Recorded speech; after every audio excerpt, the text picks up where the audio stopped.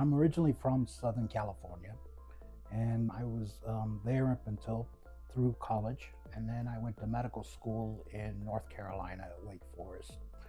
And during my time there, I rotated through the surgery department.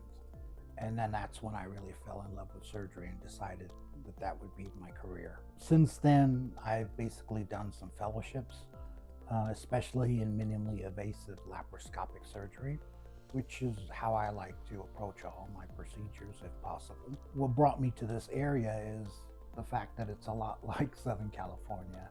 I like the sun, I like the people, the atmosphere, so it reminds me a lot of home. I do a lot of lumps and bumps, hernias, obviously gallbladder, general abdominal GI surgery. I also do a lot of evaluations for endoscopy, so symptoms of reflux or abdominal indigestion, as well as screening for colon cancer, seeing patients for lower abdominal GI symptoms like severe constipation or bleeding from below. Basically, is just eating healthy tends to help with a lot of GI symptoms, GI issues.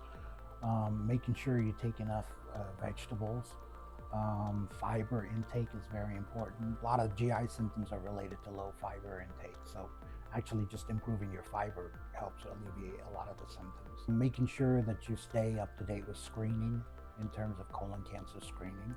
The symptoms of colon cancer can be very subtle until the cancer gets quite large. So catching it early through screening is extremely important.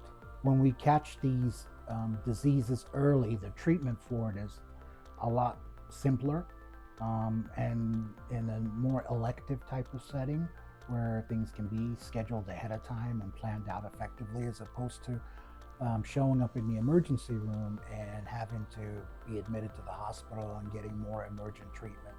So, symptoms of gallbladder, it's best to catch it when it's just giving you minor symptoms, as opposed to when it's inflamed and you need an emergency operation at that point. So, and that goes with all the symptoms. Peptic ulcer disease, it's easier to catch it when it's just a minor little thing, as opposed to when you actually have an ulcer develop. So I would say see your doctor as soon as the symptoms develop and don't delay, because it makes a big difference in terms of what the treatment